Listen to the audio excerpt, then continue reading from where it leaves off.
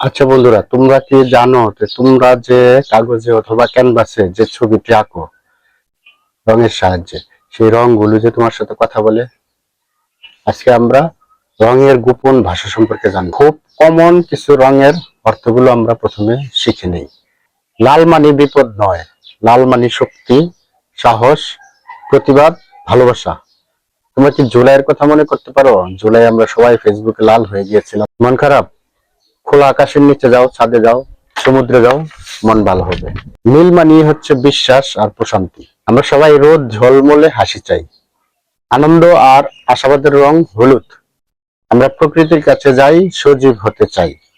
সবুজ হচ্ছে প্রকৃতির রং, সজীবতার রং। বেগুনি মানে হচ্ছে কল্পনা, আর উচ্ছ্বাস শক্তি হচ্ছে কমলা।